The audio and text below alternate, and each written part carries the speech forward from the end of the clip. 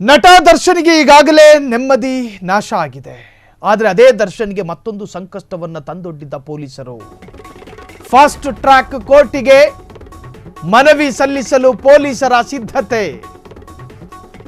Fast track court ಅಂದ್ರೆ ನಿಮಗೆ ಗೊತ್ತೇ ಇದೆ, ಅಲ್ಲಿ ಒಂದು ಪ್ರಕರಣ ಮಾತ್ರ ತನಿಖೆ ಆಗುತ್ತೆ.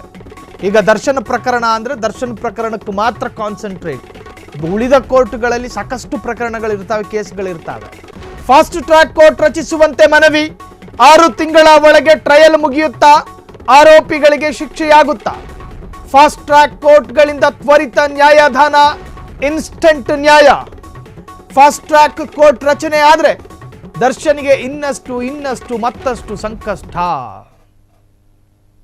ಮೊದಲೇ ನೆಮ್ಮದಿ ಕಳ್ಕೊಂಡು ಸಿಗೋ ಉಪ್ಪಿಟ್ಟು ಚಿತ್ರಾನ್ನ ತಿನ್ಕೊಂಡು ದರ್ಶನ್ ಪಾಪ ಜೈಲಲ್ಲಿ ಕಾಲ ಕಳೀತಿದ್ದಾರೆ. ಇನ್ನು ನಮ್ಮ ಪಬ್ಲಿಕ್ ಪ್ರಾಸಿಕ್ಯೂಷನ್ ಅವರು ಮತ್ತು ನಮ್ಮ ಪೊಲೀಸರು ಫಾಸ್ಟ್ ಟ್ರ್ಯಾಕ್ ಕೋರ್ಟ್ ರಚನೆ ಮಾಡಬೇಕು, ಈ ಕೇಸು ಇಮಿಡಿಯೇಟ್ ತೀರ್ಪು ಬರಬೇಕು ಅನ್ನೋ ಥರ. ಈ ಫಾಸ್ಟ್ ಟ್ರ್ಯಾಕ್ ಕೋರ್ಟು ಅಂತ ಹೇಳಿದ್ರೆ ಒಂದು ಪ್ರತ್ಯೇಕ ಪ್ರಕರಣವನ್ನು ಮಾತ್ರ ನೋಡಿಕೊಳ್ಳುವ ಒಂದು ಕೋರ್ಟ್. ಉಳಿದಂತೆ ಕೋರ್ಟ್ಗಳು ಅಲ್ಲಿ ನಾನಾ ತರಹದ ಕೇಸ್ಗಳು ಬರ್ತವೆ, ಕೋರ್ಟ್ಗಳಲ್ಲಿ ಕೇಸ್ಗಳು ಇರ್ತವೆ, ಲಕ್ಷಾಂತರ ಕೇಸ್ಗಳು. ಆದರೆ ಫಾಸ್ಟ್ ಟ್ರ್ಯಾಕ್ ಅಂದರೆ ಒಂದು ಪ್ರಕರಣಕ್ಕೆ ಮಾತ್ರ ಸೀಮಿತ ಆಗಿರುತ್ತೆ, ಒಂದು ಕೇಸಿಗೆ ಮಾತ್ರ ಸೀಮಿತ. ದರ್ಶನ್ ಪ್ರಕರಣ ಮಾತ್ರ ಆ ಫಾಸ್ಟ್ ಟ್ರ್ಯಾಕ್ ಕೋರ್ಟಲ್ಲಿ ತೀರ್ಪು ಬರುವಂತಹದ್ದು ಅಥವಾ ತೀರ್ಮಾನ ಆಗುವಂತಹದ್ದು.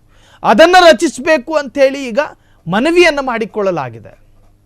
ಬರೀ 14 ತಿಂಗಳಲ್ಲಿ ಪ್ರಜ್ವಲ್ ಕೇಸ್ ಹೆಂಗೆ ನ್ಯಾಯ ತೀರ್ಪು ಬಂತು ನೋಡಿ, ಅದೇ ಥರ ಈ ಕೇಸಲ್ಲೂ ಕೂಡ ತ್ವರಿತ ನ್ಯಾಯದಾನ ಆಗಬೇಕು, ಕೊಲೆಯಾಗಲ್ಪಟ್ಟ ಕುಟುಂಬಕ್ಕೆ ನ್ಯಾಯ ಸಿಗಬೇಕು ಅಂಥೇಳಿ ಪೊಲೀಸರು ಮನವಿಯನ್ನು ಮಾಡ್ಕೊಂಡಿದ್ದಾರೆ. ಕೇಸ್ ಬೇಗ ಮುಗಿಸಬೇಕೆಂದು ಸುಪ್ರೀಂ ಕೋರ್ಟು ಹೇಳಿದ ಹಿನ್ನೆಲೆ ಫಾಸ್ಟ್ ಟ್ರ್ಯಾಕ್ ಕೋರ್ಟ್ ರಚಿಸುವಂತೆ ಸರ್ಕಾರಕ್ಕೆ ಪೊಲೀಸರು ಮನವಿ ಮಾಡಿದ್ದಾರೆ. 6 ತಿಂಗಳ ಒಳಗೆ ಟ್ರಯಲ್ ಮುಗಿಯುತ್ತಾ ಆರೋಪಿಗಳಿಗೆ ಶಿಕ್ಷೆಯಾಗುತ್ತಾ? ಫಾಸ್ಟ್ ಟ್ರ್ಯಾಕ್ ಕೋರ್ಟ್ಗಳಿಂದ ತ್ವರಿತ ನ್ಯಾಯದಾನ ಸಿಗೋ ಸಾಧ್ಯತೆ. ಫಾಸ್ಟ್ ಟ್ರ್ಯಾಕ್ ಕೋರ್ಟ್ ರಚನೆ ಆದರೆ ದರ್ಶನ್ಗೆ ಇನ್ನಷ್ಟು ಸಂಕಷ್ಟ ಕಾದಿದೆ. ಕ್ಷಣ ಕ್ಷಣದ ಸುದ್ದಿಗಳಿಗಾಗಿ ಫ್ರೀಡಂ ಟಿವಿ ಸಬ್ಸ್ಕ್ರೈಬ್ ಮಾಡಿ, ಲೈಕ್ ಮಾಡಿ ಹಾಗೂ ಫಾಲೋ ಮಾಡಿ. ಹೊಸ ಸುದ್ದಿಗಳ ನೋಟಿಫಿಕೇಶನ್ಗಾಗಿ ಬೆಲ್ ಐಕಾನ್ ಮೇಲೆ ಕ್ಲಿಕ್ ಮಾಡಿ.